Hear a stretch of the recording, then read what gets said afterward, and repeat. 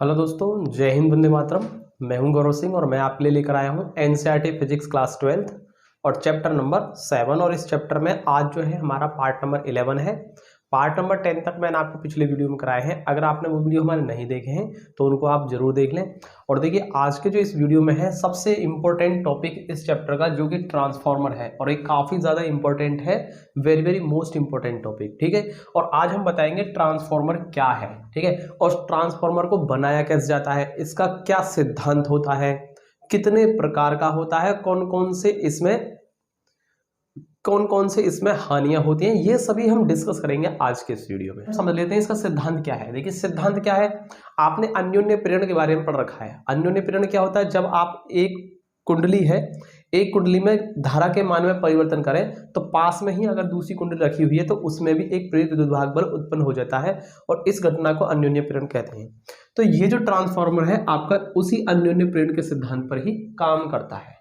ठीक है, और इसे हमेशा एसी उपकरणों में ही लगाया जाता है, कभी भी डीसी के लिए काम नहीं करता है। ठीक है, अब देखिए इसमें तैयार कैसे किया जाता है। देखिए, सबसे पहले इसका ये बेसमेंट तैयार किया जाता है। ठीक है, इसका एक फ्रेम तैयार किया जाता है। फ्रेम क्या है, देखिए आप देख पा रहे हैं इसमें क्या है, बहुत सारी लोहे की पत्तियां होती हैं, पतली पतली पतली पतली बहुत सारी पत्तियां होती हैं, और एक के ऊपर एक के ऊपर एक के ऊपर रख करके इस तरीके से इतना गट्ठा सा तैयार कर लेते हैं इसका। ठीक है, तो इस तरीके से होता है।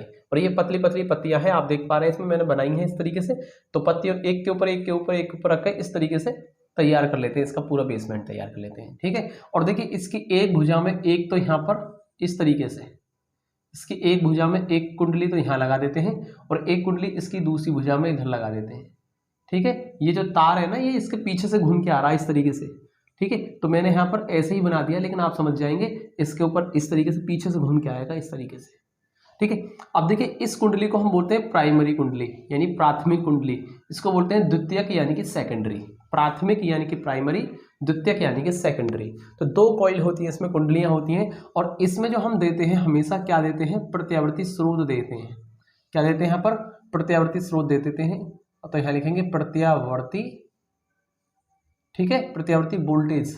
चलो वोल्टेज अगर आपने लगाया इसमें तो आप क्या कहेंगे, इसको प्रत्यावर्ती वोल्टेज देंगे यहाँ से। ठीक है, एसी वोल्टेज। प्राथमिक कुंडली होगी, ये है द्वितीय कुंडली। द्वितीय कुंडली में हम हमेशा क्या करेंगे, यहाँ पर आउटपुट लेंगे। देखिए इनपुट जो देंगे आप कहाँ देंगे, प्राथमिक कुंडली में देंगे इनपुट।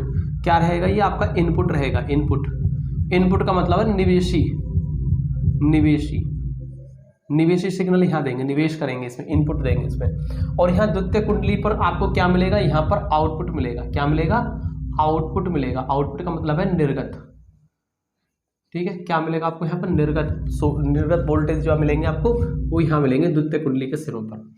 इस तरीके से यहाँ पर एक कुंडली एरिया, दूसरी कुंडली एरिया। अब देखिए दोनों कुंडलियां जो रखी हुई है कैसे रखी है, पास पास रखी हुई है। अगर हम प्राथमिक कुंडली में, ठीक है, वोल्टेज के मान में परिवर्तन करें तो इसके कारण पास में रखी द्वितीय कुंडली में भी एक विद्युत भाग बल उत्पन्न हो जाता है, और इस घटना को क्या कहते हैं, अन्योन्य प्रेरण कहते हैं। तो देखिए अब यहाँ पर आप समझ पाए कि यहाँ किस तरीके से अन्योन्य प्रेरण का सिद्धांत लगता है। तो हम ये कह सकते हैं ट्रांसफार्मर जो होता है ये सदैव अन्योन्य प्रेरण के सिद्धांत पर कार्य करता है। ठीक है, और इसमें अब हम समझते हैं इसके सिद्धांत। समझ में आया आपको।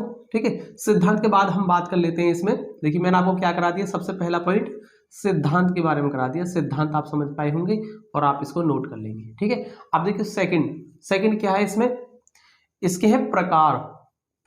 अगर हम बात करें प्रकार की, कितने प्रकार होते हैं इसके, ट्रांसफार्मर के प्रकार क्या होते हैं। ठीक है, कितने प्रकार होते हैं, देखिए प्रकार होते हैं इसके दो। कौन कौन से होते हैं, पहला और दूसरा, इसके दो प्रकार होते हैं। ठीक है, तो देखिए पहला होता है ऊंचाई ट्रांसफार्मर। ठीक है, और दूसरा जो होता है वो होता है अपचाई ट्रांसफार्मर। ठीक है, ये दो प्रकार के होते हैं। ऊंचाई को हम इंग्लिश में बोलते हैं स्टेप अप ट्रांसफार्मर। ओके, और ये जो होता है आपका अपचाई, इसको बोलते हैं स्टेप डाउन ट्रांसफार्मर।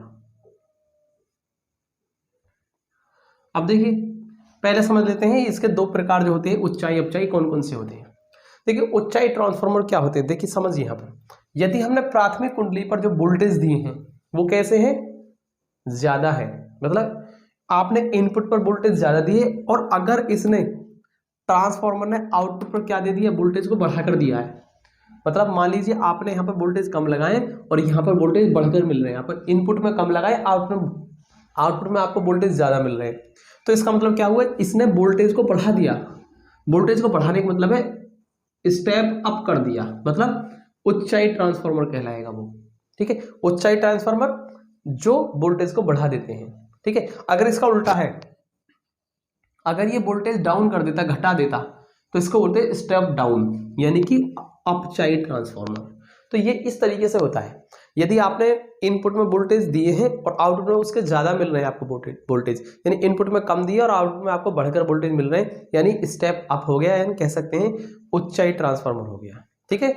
और कुछ ट्रांसफार्मर ऐसे होते हैं जो आप इनपुट पे तो ज्यादा वोल्टेज देते हैं लेकिन आउटपुट पे उससे कम मिलते हैं आपको वोल्टेज, ठीक है। तो ऐसे ट्रांसफार्मर को हम क्या बोलते हैं, अपचाई ट्रांसफार्मर कहते हैं। जो वोल्टेज को घटाता है वो स्टेप डाउन और जो वोल्टेज को बढ़ा देता है वो ट्रांसफार्मर आपका स्टेप अप होता है। तो इस तरीके से आप समझ पाए होंगे स्टेप अप और स्टेप डाउन यानी कि उच्चाई और अपचाई ट्रांसफार्मर कौन कौन से होते हैं। आई थिंक आपको इतना क्लियर हुआ। अब बात रही इनको बनाया कैसे जाता है, ठीक है, उच्चाई कैसे बनेगा और अपचाई कैसे बनेगा। देखिए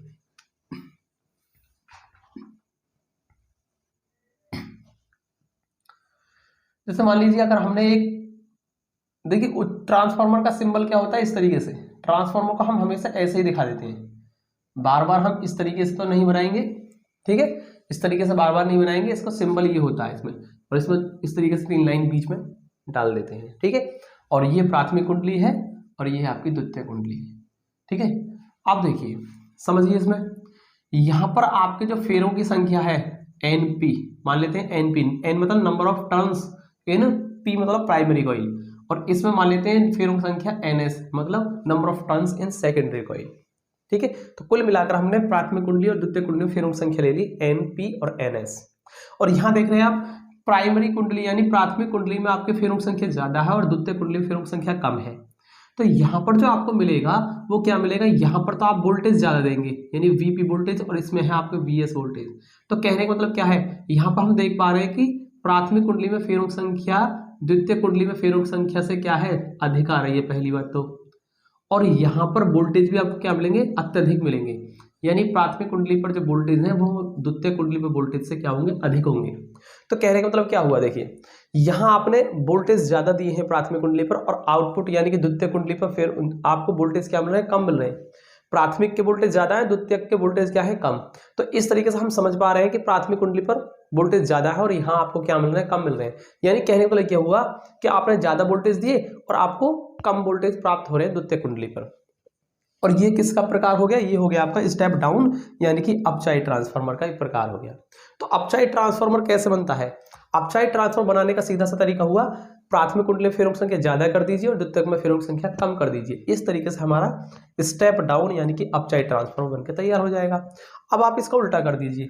उल्टा कैसे करेंगे, देखिए मैं इसको यहां बना देता हूं ना, देखिए इस तरीके से मैंने एक तो कुंडली यहां पर बनाई है और एक कुंडली मैंने यहां बना दी, ये रहेगी, ठीक है। ये प्राथमिक कुंडली है, द्वितीय कुंडली, इसमें फेरों की संख्या मान लीजिए NP है और इसमें फेरों की संख्या NS है। इस पर वोल्टेज मान लीजिए VP है और द्वितीयक पर कितने हैं, VS, ठीक है। अब देखिए जरा ध्यान से, हम क्या देख रहे हैं यहाँ पर, NP लेस देन है NS से, मतलब प्राथमिक कुंडली पर फेरों की संख्या क्या है, कम है, और द्वितीय कुंडली में फेरों की संख्या क्या है, ज्यादा। तो NP इज लेस देन, ठीक है, टू NS। अब देखिए यहाँ पर वोल्टेज जो होंगे ये भी आपको क्या मिलेंगे, कम मिलेंगे, यानी हम कह सकते हैं कि VP का जो मान होगा ना वो क्या होगा, VS से कम होगा, क्योंकि फेरों की संख्या पर डिपेंड करता है, ठीक है। और फेरों की संख्या कम होने की वजह से इस पर वोल्टेज जो होंगे वो कम होंगे। देखिए यहाँ पर हमने वोल्टेज कम दिए हैं और यहाँ पर क्या मिल रहा है, ज्यादा। देखिए यहाँ प्राथमिक कुंडली पर वोल्टेज कम और द्वितीयक पर ज्यादा प्राप्त हो रहे हैं आपको। कहने का मतलब क्या हुआ, प्राथमिक कुंडली पर हमने वोल्टेज दिए कम और आपको द्वितीय कुंडली पर वोल्टेज मिल रहे हैं वो बढ़कर मिल रहे हैं, ठीक है ना। तो इसलिए इसने क्या कर दिया, स्टेप डाउन कर दिया, मतलब वोल्टेज बढ़ा दिए, इनपुट पर कम दिए आउटपुट पर आपको ज़्यादा वोल्टेज प्राप्त हो रहे हैं, मतलब वोल्टेज इसने क्या कर दिया, बढ़ा दिए। ठीक है, तो इस तरीके से इसको कह सकते हैं स्टेप अप, यानी कि उच्चाई ट्रांसफार्मर। तो इस तरीके से हम फेरों की संख्या को चेंज करके, प्राथमिक और द्वितीय कुंडली में फेरों की संख्या को चेंज करके हम उच्चाई और अपचाई ट्रांसफार्मर आसानी से बना सकते हैं। तो आई थिंक आपको इतना समझ में आया होगा। तो देखिए मैंने आपको यहाँ पर बताया कि ट्रांसफार्मर क्या है। ट्रांसफार्मर, ठीक है, ट्रांसफार्मर तांबे के, देखिए यहाँ पर क्या होता है, लोहे की, नर्म लोहे की पतली पतली पत्तियों को एक साथ, ठीक है, एक साथ एक के ऊपर एक रख करके, ठीक है, बेसमेंट तैयार किया जाता है और उसमें दो कुंडलियां होती हैं तांबे के विद्युत रोधी तारों की, और कैसे होते हैं, मोटे तार होते हैं ये। ठीक है, और इस तरीके से दो कुंडलियां बनाई जाती हैं। प्राथमिक कुंडली को यानी कि पहली कुंडली को प्राथमिक कुंडली और दूसरी कुंडली को द्वितीय कुंडली कहा जाता है। प्राथमिक कुंडली पर हमेशा प्रत्यावर्ती वोल्टेज दिए जाते हैं, आउटपुट पर आपको क्या मिलते हैं, वही वोल्टेज आपको क्या मिलते हैं, प्रत्यावर्ती वोल्टेज मिलते हैं। ठीक है, लेकिन यानी कि जो आपने यहाँ पर अप्लाई किए उससे कम या ज्यादा प्राप्त होंगे आपको यहाँ पर आउटपुट पर। तो इस तरीके से हम ट्रांसफार्मर बना सकते हैं, यही क्या है, इसकी संरचना होगी। अब देखिए ये दो प्रकार के मैंने आपको बताया, उच्चाई और अपचाई। ठीक है, तो उच्चाई और अपचाई बनाने का तरीका भी मैंने आपको बता दिया, और एक चीज इसका सिद्धांत भी बताया था। सिद्धांत क्या है इसका, हमेशा ये अन्योन्य प्रेरण के सिद्धांत पर कार्य करता है। आपने इतना समझा, तो ये ट्रांसफार्मर के बारे में बात हुई। ठीक है, अब देखिए ट्रांसफार्मर, इसमें हम एक काम करेंगे, ट्रांसफार्मर की कार्यविधि समझेंगे। इसमें कार्यविधि समझेंगे, कार्यविधि कैसे होगी। देखिए अब मैं इसको रफ कर सकता हूं, अब कोई इसमें दिक्कत ही नहीं है, इसको यहां से रफ कर देता हूं। कार्यविधि यानी वर्किंग समझेंगे, कैसे कैसे काम करता है।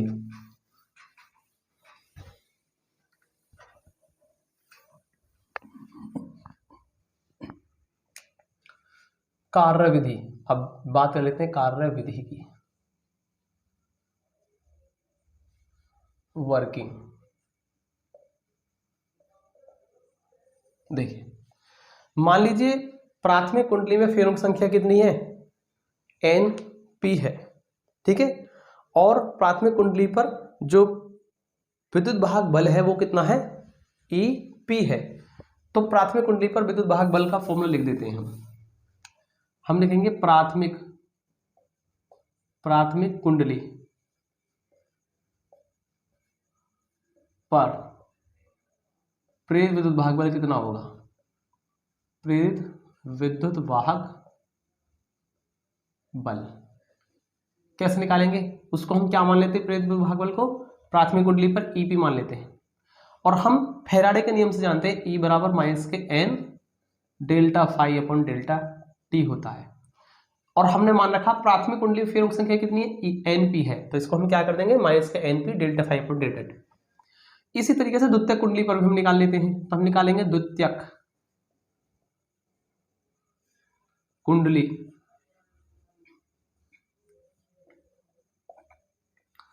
प्रेरित विद्युत वाहक बल।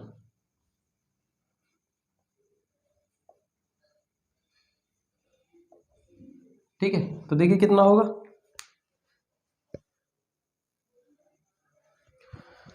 उसको मान लेते हैं हम कितना, ES मान लेते हैं, और जो कितना होगा माइनस के N, और द्वितीय कुंडली फेरों की संख्या NS मानी हमने, तो NS delta phi upon delta T हो जाएगा। आई थिंक आपको इतना समझ में आया होगा।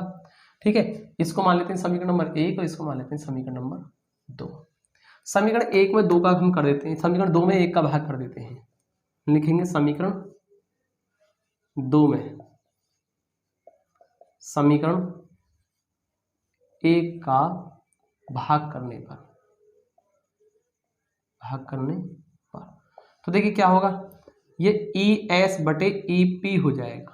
ओके, और यहां पर ES का मान लिख देते हैं माइनस के NS डेल्टा फाई बटे डेल्टा टी। इसी तरीके से यहां पर EP का मान होगा माइनस के NP delta phi upon delta T. I think आपको इतना समझ आया होगा, माइनस से माइनस खत्म, इससे ये खत्म। और ये मैं लास्ट लाइन चेक कर लूँ आपको दिख रही है नहीं, ठीक है, कोई नहीं, आपको दिख पा रही है। चलिए इसके बाद देखिए ES अपॉन EP का जो मान आएगा वो कितना आएगा, ये आपको कैंसिल हो गया, यानी NS अपॉन NP हो गया। कितना हो गया, NS अपॉन NP हो गया। ठीक है, इतना हो गया। ओके, अब यदि हम मान लें, देखिए आदर्श ट्रांसफार्मर है, ठीक है, यदि आपका ट्रांसफॉर्मर क्या है, आदर्श है, यदि ट्रांसफॉर्मर आदर्श है, ट्रांसफॉर्मर आदर्श है, तो आदर्श ट्रांसफॉर्मर है तो क्या होगा, बीच में कोई एनर्जी लॉस नहीं होगा। ठीक है, तो आप क्या मान सकते हैं, E S upon E P किसके बराबर होगा, ये N S upon N P के बराबर तो है ये। और इसमें क्या हो जाएगा, देखिए समझिए, यदि ट्रांसफॉर्मर कैसा है, आपका आदर्श है, हम जानते हैं यदि ट्रांसफॉर्मर कैसा आदर्श है तो उसका प्रतिरोध भी क्या होगा, नगण्य होगा। ठीक है, तो कुंडली का प्रतिरोध क्या होगा, नगण्य होगा। जब प्रतिरोध होगा ही नहीं, कुछ नगण्य होगा, तो वहां पर किसी प्रकार का एनर्जी लॉस भी नहीं होगा। ठीक है, तो कुल मिलाकर के बात ये हुई कि प्राथमिक कुंडली पर जो प्रेरित विद्युत भाग बल है वो किसके बराबर आएगा, प्राथमिक कुंडली के विभवांतर के बराबर होगा। ठीक है, और दूसरा, यदि मान लीजिए जो द्वितीयक कुंडली है वो कैसी, आपकी खुले परिपथ में है, तो उस स्थिति में भी क्या होगा, द्वितीयक कुंडली पर जो प्रेरित विद्युत भाग बल है वो किसके बराबर होगा, द्वितीयक कुंडली के सिरों पर विभवांतर के बराबर होगा। तो इसीलिए हम क्या कर सकते हैं, ES को हम VS के बराबर कर सकते हैं और EP को हम VP के बराबर कर सकते हैं। तो आई थिंक आपको इतना समझ में आया। अब ये जो सारी चीजें होती है इसी को कहते हैं हम स्मॉल r से रिप्रेजेंट करते हैं इनका। देखिए यहाँ समझिए, ES अपॉन EP मतलब द्वितीयक कुंडली पर प्रेरित विद्युत भाग बल, और ये क्या है, प्राथमिक कुंडली पर विद्युत भाग बल। ठीक है, प्रेरित विद्युत भाग बल, और इन दोनों का क्या है, अनुपात है। ये सदैव किसके बराबर होता है, द्वितीयक कुंडली पर फेरों की संख्या और प्राथमिक कुंडली पर फेरों की संख्या के अनुपात के बराबर। और ये किसके बराबर हो गया, ये द्वितीयक कुंडली पर विद्युत विभवांतर और प्राथमिक कुंडली के सिरों पर विभवांतर, इन दोनों के अनुपात के बराबर। और इसी अनुपात को हम स्मॉल r से रिप्रेजेंट करते हैं। और ये जो r होता है इसको हम क्या बोलते हैं, परिणमन अनुपात, परिणमन अनुपात बोलते हैं इसको। ठीक है, और इसको इंग्लिश में बोलते हैं ट्रांसफॉर्मेशन रेशो, ट्रांसफॉर्मेशन रेशो बोलते हैं इसको। ओके, स्मॉल r को क्या बोलते हैं, ट्रांसफॉर्मेशन रेशो, यानी कि परिणमन अनुपात। अब देखिए, जब भी ट्रांसफॉर्मर बनाया जाता है, ठीक है, तो उस कंडीशन में हमें r की वैल्यू का ही ध्यान रखा जाता है, r की वैल्यू का बड़ा ध्यान रखा जाता है ट्रांसफॉर्मेशन बनाने के लिए, ट्रांसफॉर्मर बनाने के लिए, इसीलिए इसको बोलते हैं ट्रांसफॉर्मेशन रेशो। ठीक है, अब जब आप कोई भी ट्रांसफॉर्मर बना रहे हैं तो वहां आप या तो प्रेरित विद्युत भाग बल का रेशो ले लें, या फेरों की संख्या के आधार पर उनका रेशो ले लें, या फिर आप विद्युत जो आपका विभवांतर है ना, विभवांतर का अनुपात लेकर भी आप क्या बना सकते हैं, ट्रांसफॉर्मर को बना सकते हैं। यानी कहने का मतलब यह ट्रांसफॉर्मर बनाते टाइम इनमें से किसी भी एक रेशो का ध्यान में रखते हुए आप ट्रांसफॉर्मर बना सकते हैं। इसीलिए इसको हम बोलते हैं, स्मॉल r से रिप्रेजेंट करते हैं, और इसीलिए इसको कहते हैं ट्रांसफॉर्मेशन रेशो, यानी कि परिणमन अनुपात। आई थिंक आपको इतना समझ में आया होगा। अब यदि हमने मान लिया, देखिए आप पहले ही हमने मान रखा कि ट्रांसफॉर्मर कैसा, आदर्श है। जब ट्रांसफॉर्मर कैसा हो, आदर्श हो, तो उस कंडीशन में क्या होगा, PP बराबर PS, मतलब प्राथमिक कुंडली की शक्ति बराबर द्वितीयक कुंडली की शक्ति, और P बराबर कितना होगा यहाँ पर, VI होता है। ठीक है, PP और IP बराबर, अब यहाँ क्या कर सकते हैं, VS और IS, P equal to VI होता है ना, तब प्राथमिक कुंडली के लिए PP लगा दिया, द्वितीयक कुंडली के लिए हमने SS लगा दिया है। अब देखिए यहाँ से, देखिए आपको निकालना है क्या, VS अपॉन VP निकालना है, ये रहा आपका। तो VS और इस VP को ले जाएंगे नीचे, तो इधर क्या आपका IP, ठीक है, और ये IS भी कहाँ जाएगा, नीचे आ जाएगा।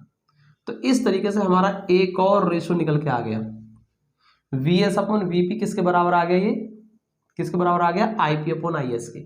क्या हम इस VS अपॉन VP की जगह हम क्या लिख सकते हैं, IP अपॉन IS भी लिख सकते हैं ना इसके बराबर में।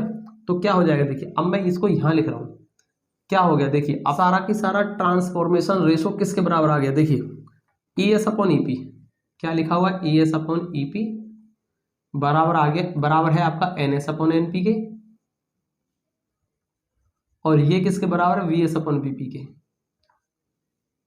और ये VS अपॉन VP किसके बराबर है, IP अपॉन IS के। तो इसको हम फिर से एक बार इस IP अपॉन IS भी लिख देते हैं यहाँ पर, और ये किसके बराबर है, हमारा टोटल R के बराबर है। तो इस तरीके से हमारा एक फॉर्मूला निकल के आ गया।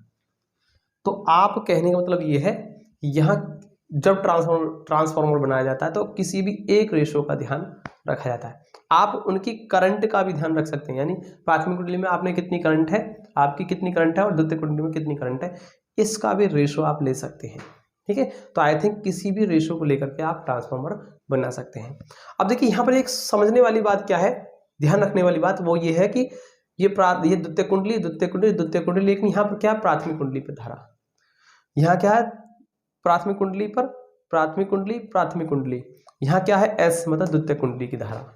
तो यहाँ पर इस चीज का भी ध्यान रखा जाता है। तो ऐसा नहीं है कि यहाँ पर भी आप एस ऊपर आ रहा था ऊपर I S upon I P कर दें, गलत हो जाएगा, इस चीज का भी आपको ध्यान रखना होगा। ठीक है, तो आई थिंक आपको इतना समझ में आया। तो ये है आपका ट्रांसफॉर्मर। अब इसकी हम बात कर लेते हैं इसकी दक्षता की। ठीक है, दक्षता, एफिशिएंसी यानी कि दक्षता।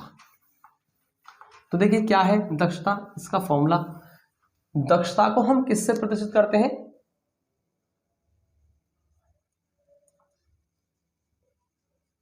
इसको हम करते हैं ईटा से प्रदर्शित। किससे करते हैं, ईटा से। क्या होता है, निर्गत शक्ति, आप ऐसे लिखेंगे निर्गत शक्ति या द्वितीय कुंडली पर शक्ति अपॉन निवेशी शक्ति, निवेशी, इसको कर लेते हैं हम निवेशी, निवेशी शक्ति। निवेशी शक्ति का मतलब है इनपुट पावर, और इसमें इनटू 100 कर देते हैं। तो इस तरीके से हमारी दक्षता निकल के आती है। तो किसी ट्रांसफार्मर की जो दक्षता है, एफिशिएंसी, उसको हम ऐसे निकाल सकते हैं। ठीक है, अब देखिए दक्षता को ईटा से प्रदर्शित करते हैं, आउटपुट शक्ति यानी कि आउटपुट पावर, इसको हम पी एस लिख सकते हैं, द्वितीय कुंडली पर शक्ति। ठीक है, पी एस, और इसको क्या लिख सकते हैं हम, पी आई इनपुट। ठीक है, यानी कि पी कर सकते हैं इसको, पी प्राथमिक कुंडली पर शक्ति इंटू 100 भी इसको लिखा जा सकता है। तो इस तरीके से इसका फॉर्मूला आ जाता है, ईटा बराबर P S upon P into 100। ठीक है, तो आई थिंक आपको इतना समझ में आया होगा। तो इसको हम इस तरीके से भी लिख सकते हैं। तो इस तरीके से हमने देखिए आपको बताया कि दक्षता कैसे निकाल सकते हैं। तो किसी भी ट्रांसफार्मर की दक्षता हम इस फॉर्मूले से निकाल सकते हैं, ये द्वितीय कुंडली पर शक्ति बटे प्राथमिक कुंडली पर शक्ति इंटू 100, और ये आ गया आपका दक्षता का फॉर्मूला। ठीक है, दक्षता आ गई। अब देखिए इसमें कुछ हमारी एनर्जी लॉसेस होती हैं। जब ट्रांसफार्मर जो बनता है उसके बाद में कुछ एनर्जी लॉसेस होती है, यानी क्या है, मतलब क्या है कि ये तो कंडीशन किसके लिए आई है, एक आदर्श ट्रांसफार्मर के लिए निकल के आई है। और व्यवहार में आदर्श ट्रांसफार्मर बनाना क्या है, बिल्कुल एकदम असंभव है। अभी तक कोई भी ऐसा ट्रांसफार्मर नहीं बना है जो कि इनपुट की सारी पावर को आउटपुट पर पहुंचा दे, यानी कि इनपुट में जितनी आप पावर दें उतनी आउटपुट में आपको पावर मिल जाए। तो ऐसा अभी तक कोई बना नहीं है। इसका मतलब क्या है, 100% दक्षता वाला अभी तक कोई ट्रांसफार्मर नहीं बन सका है। ठीक है, और ये बनाना क्या है, इम्पॉसिबल भी है, क्योंकि कुछ ना कुछ एनर्जी लॉसेस बीच में हो ही जाते हैं। अब देखिए कितने प्रकार के एनर्जी लॉसेस होते हैं। ठीक है, जिसकी वजह से दक्षता क्या आ रही है, 100% का मतलब होता है 1। क्यों, इनपुट और आउटपुट क्या रहेगा, कैंसिल हो जाएगा, यानी कि 1। दक्षता 1 का मतलब हो गया यहाँ 100%। तो 100% दक्षता वाला ट्रांसफार्मर बनाना इम्पॉसिबल है। ये केवल किसके लिए है, ये आदर्श ट्रांसफार्मर के लिए है। ठीक है, ये सारी कंडीशन आदर्श के लिए है। अब देखिए यहां पर हमें काम क्या करना है, देखिए कितने प्रकार के एनर्जी लॉस होते हैं। ठीक है, यहां लिखेंगे ऊर्जा हानि, ऊर्जा हानि, ट्रांसफार्मर में ऊर्जा हानि, एनर्जी लॉसेस। कौन कौन से एनर्जी लॉस होते हैं, देखिए सबसे पहला होता है इसमें ताम्र हानि। क्या होता है इसमें, ताम्र हानि, इसको सही से लिख देता हूं मैं, ताम्र हानि होती है पहली। तो दूसरी क्या होती है इसमें, दूसरी होती है भंवर धारा हानि। क्या होती है, भंवर धारा हानि, भंवर धारा हानि। और तीसरी जो हानि होती है इसमें वो होती है शैथिल्य हानि। क्या होती है, एक और होती है हमारी शैथिल्य हानि, समझाएंगे इनको सभी को। शैथिल्य हानि होती है इसमें एक, और एक जो हानि होती है इसमें जो होती है, कौन सी होती है, चुंबकीय फ्लक्स क्षरण। ठीक है, चुंबकीय फ्लक्स क्षरण के कारण हानि। तो उसको भी मैं लिख देता हूं यहां पर, देखिए क्या है, चुंबकीय फ्लक्स, चुंबकीय फ्लक्स क्षरण के कारण हानि।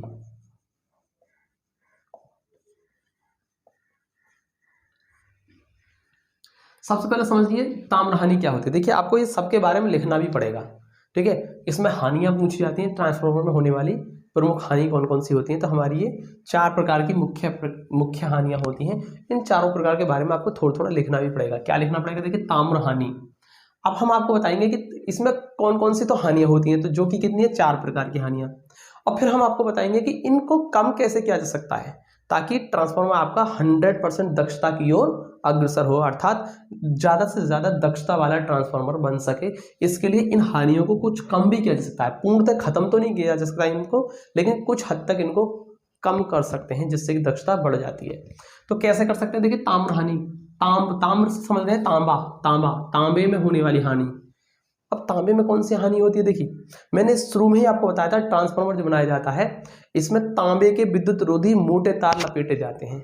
ऐसा क्यों? क्योंकि इसमें ताम्र हानि को ही कम किया जाता है। देखिए क्या है कि तांबा जो होता है, तांबा, हालांकि तांबे में जो एनर्जी लॉस होती है वो क्या होती है, बहुत कम होती है, ठीक है।